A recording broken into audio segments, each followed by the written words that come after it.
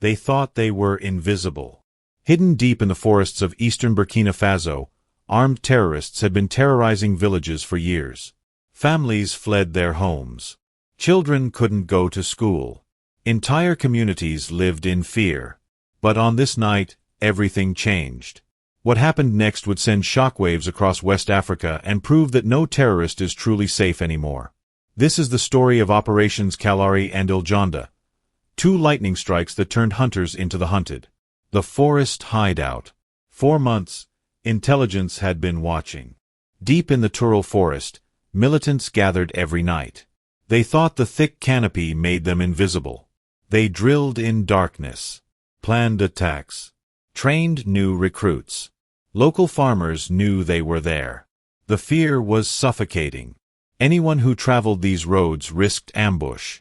Markets closed early. Schools shut down. But high above, unseen eyes were recording everything. The terrorists had no idea they were being hunted. The first strike. 3:47 a.m. Complete silence. Then the sky erupted.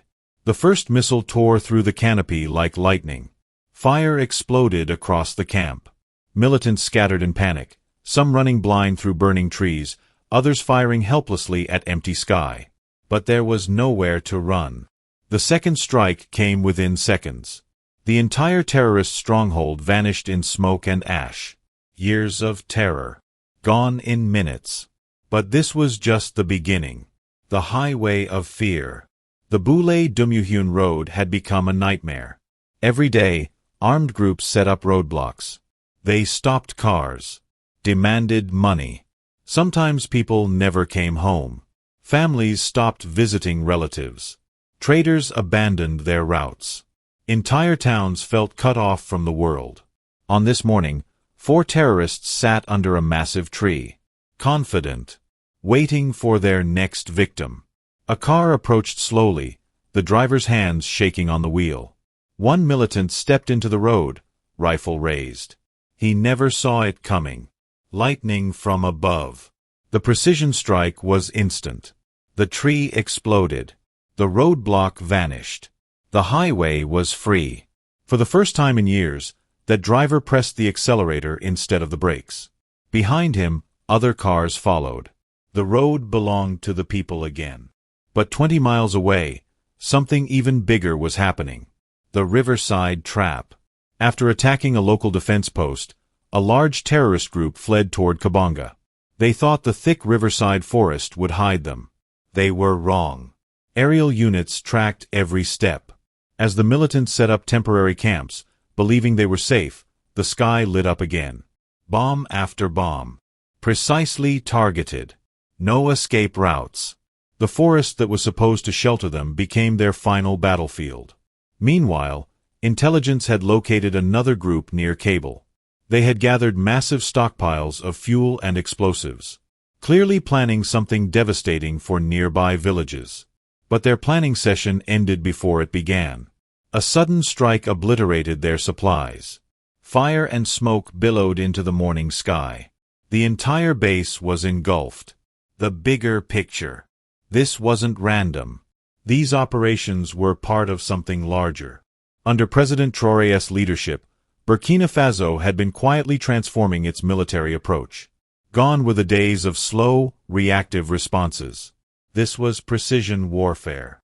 Intelligence networks. Rapid response teams. Perfect coordination between ground forces and air power. The message to every terrorist group was crystal clear. Your time is over. No forest is deep enough. No hideout is secure enough. The hunters had become the hunted. The human cost of terror. Before these operations, the statistics were heartbreaking. Thousands displaced from their homes. Schools closed across entire regions. Markets abandoned. Families torn apart by fear. But the real cost wasn't in numbers. It was in the eyes of children who forgot how to play. In farmers who abandoned their fields.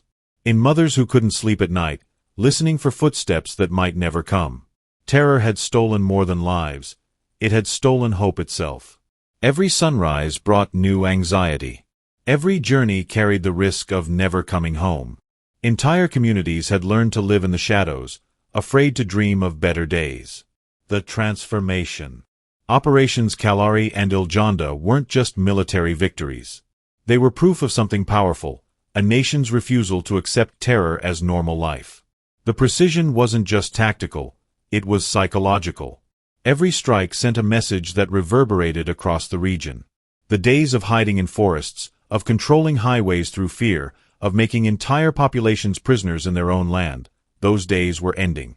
For the first time in years, there was something families hadn't felt, genuine hope for the future. The ripple effect. Word spread fast across every village. The terrorists who had ruled through fear were gone. The roads were open. Children could walk to school again. Markets that had been empty for months suddenly bustled with activity. Farmers returned to fields they'd abandoned. Families made plans to visit relatives they hadn't seen in years. The simple act of traveling without fear felt like a miracle. But the impact went beyond Burkina Faso's borders. Across the Sahel region, other nations watched with interest. If Burkina Faso could turn the tide, maybe they could too. The operations became a symbol of what was possible when strategy, technology, and determination aligned, today and tomorrow. The highways that once echoed with fear now hum with commerce. Markets buzz with activity. Children laugh on their way to school. The forests that sheltered terrorists now shelter families returning home. This is what victory looks like. Not just on battlefields, but in the hearts of people who refuse to live in fear anymore. The war against terror in Burkina Faso isn't over. There are still challenges ahead. But after Operations Kalari and Iljande, everyone knows one thing: the tide has turned. And there's no going back. The message is clear to anyone who would threaten innocent people. Burkina Faso is no longer a soft target. The era of impunity has ended. The people have reclaimed their country. What do you think about these operations? Have you seen similar transformations in other regions? Let me know in the comments below.